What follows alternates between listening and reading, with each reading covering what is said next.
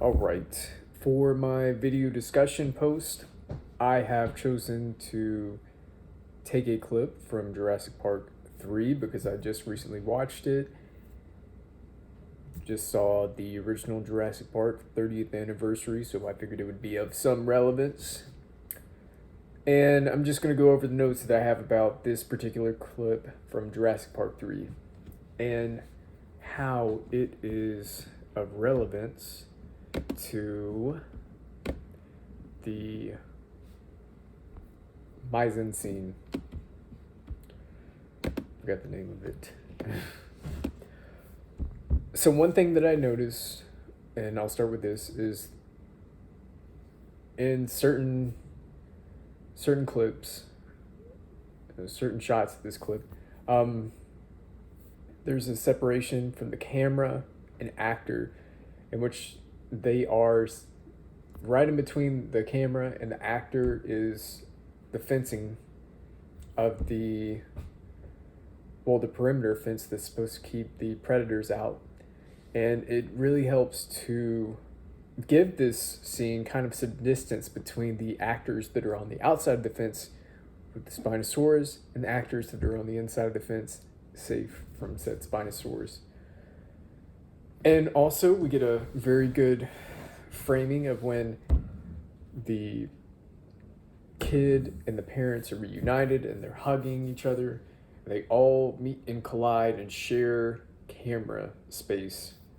And it really just kind of, whereas it was uneven in the beginning, as they unite, it kind of evens out and balances the camera space. The fake bruising like the marks on the head, I thought that was pretty neat to see. I've done stage makeup class at UWG, and so I know a little bit of how that is administered on to the actors. Casual conversations between characters. So when it shows one character and then it goes to the other, it typically tends to be a framing and where it's cut off right above the waist or right at the waist, and then it's just barely above the head. There's a lot of light shadowing throughout the whole clip itself.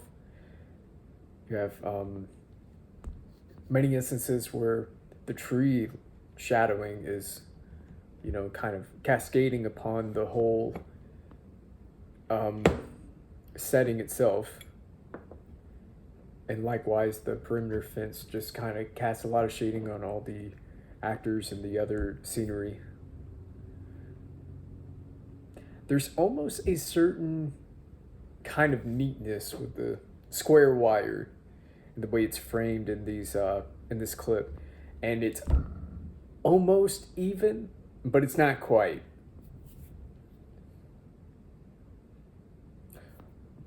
One of the bigger things, and I think one of the biggest takes that I can get out of this scene, is when the Spinosaurus enters the frame, and he's uniquely positioned right. So this is Dr. Allen, and this is Eric. In my head would be the Spinosaurus. He's positioned uniquely in between the two of them, and it's kind of like he's the central focus of said shot. And it's an interesting take, and it does give focus on that animal in that moment. But it's kind of one of the weaker shots in all of the 3 Jurassic Park films. Because, and if you really think about it, and especially when it comes to the larger dinosaurs that take part in any of the Jurassic Park films, they are displayed so that it makes them look grandiose and just very large. There are shots where you'd have, like in the original Jurassic Park, you'd have the sizable differentiation of like a human, and then you'd have a dinosaur. And the dinosaur would take up almost all of that frame. The first two that were directed by Steven Spielberg, whereas the third one was not, so that could be a directing difference. But definitely, you notice that they don't give that appreciation, at least in this particular shot. Maybe in other instances, yes, they do give the Spinosaurus more appreciation for his size, but not in this particular shot. Not the